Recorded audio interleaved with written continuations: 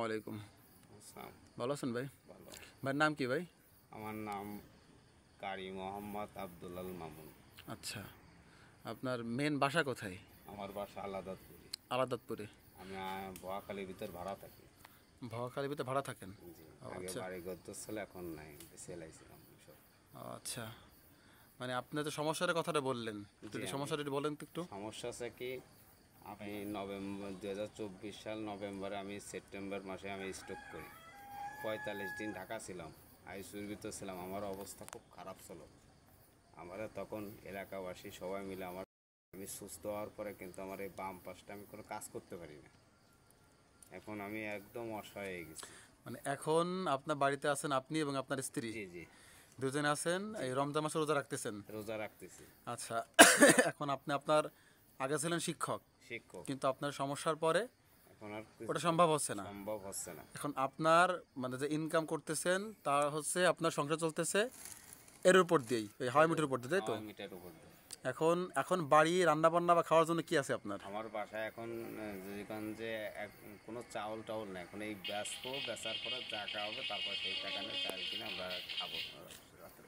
মোটামুটি যদি এখন এগুলো বিক্রি না হয়, চাল কেনা না হয়, তাহলে আপনার হয়তো বা মানে রাতে খাওয়া হবে না, না। এরকম একটা অবস্থা। জি জি বুঝতে পারছি। তাহলে বাড়ি আপনি আর আপনার স্ত্রী আছেন। জি জি, তা এইটা নিয়ে বেরোয়েছেন কখন আজকে? আমি কেবল এই আধা ঘন্টা আছে। আধা ঘন্টা আসছে। তা কয় প্যাকেট বিক্রি করেছেন? আমি 2 প্যাকেট বিক্রি করলাম। মানে কয় প্যাকেট নিয়ে বেরোছিলেন মোট? মোট 20 প্যাকেট। 20 প্যাকেট। তা আমি 2 প্যাকেট কিনলাম, এই 2 প্যাকেটই, হ্যাঁ, এছাড়া বিক্রি হয়নি। না।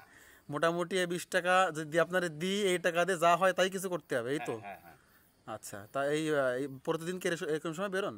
আমি এরকম সময় না, সকালে পরে, কিন্তু আজকে আমার ফিজিওথেরাপি নিয়ে ডেট ছিল, এই জন্য আমি আজকে সারাদিন উঠতেও পারিনি বিছানাতে। আমি খুব শোয়া ছিলাম। বুঝতে পারছি। কিন্তু এখন রোজা রাখতে গেলে খাইতে হবে, জি আর খাওয়ার জন্য টাকা লাগবে। জি জি, সে টাকার জন্যই এত রাত্রেবেলা বেরোতে হয়েছে আপনার, বাধ্য হয়ে, তাই তো? অনেক সময় না খেয়ে থাকি। এই একটা অবস্থা না? আমার এই যে আমি দেখেন একটা পাঞ্জাবি পরছি, পায়জামাটাও ভালো নাই। তাই না? আচ্ছা, আপনার এখানে এখন কয় প্যাকেট আছে দেখেন তো, বললেন? আমার 18 প্যাকেট। 18 প্যাকেট। আচ্ছা, এই 18 প্যাকেট আমরা কিনে নিচ্ছি, তাই নাও তো একজন? নাও, এই 18 প্যাকেট আমরা নিয়ে নিচ্ছি। আপনি আপনার ওটা খুলে দেন। এটা কি আপনার লাগবে না? এটা না না, ওটা খুলে নেন, ওটা খুলে নেন। কোনো ব্যাগটা কি আমাদের আছে?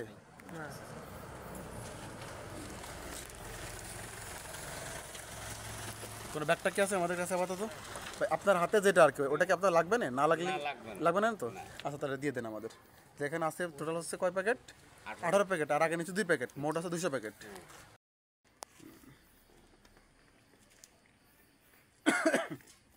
দেখি লাইট মারো তো।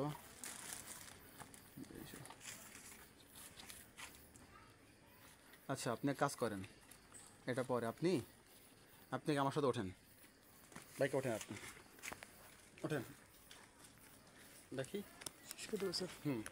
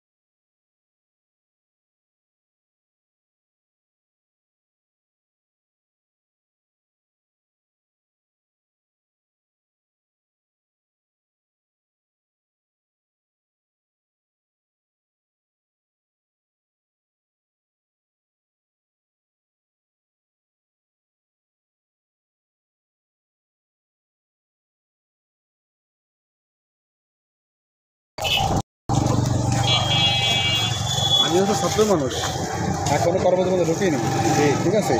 এই যা দেওয়ার চেষ্টা করলাম, এটা হচ্ছে এই ছাত্রপত্র এদেরই টাকা। জি জি জি, কথা বুঝতে পারছেন?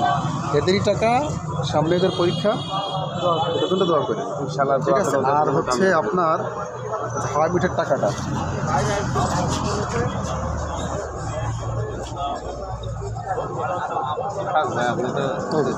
সমস্যা নেই, এটা দিয়ে আপনারা আবার নতুন ব্যবসা শুরু করতে হবে না।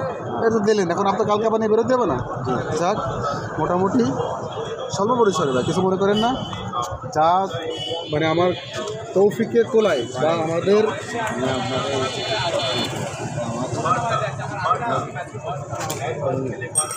যাই হোক, আমরা তো হঠাৎ করে আসছিলাম ঘুরতে ঘুরতে নড়াইল, হঠাৎ করে দেখা, ওনার কথা শুনে খুব খারাপ লাগলো।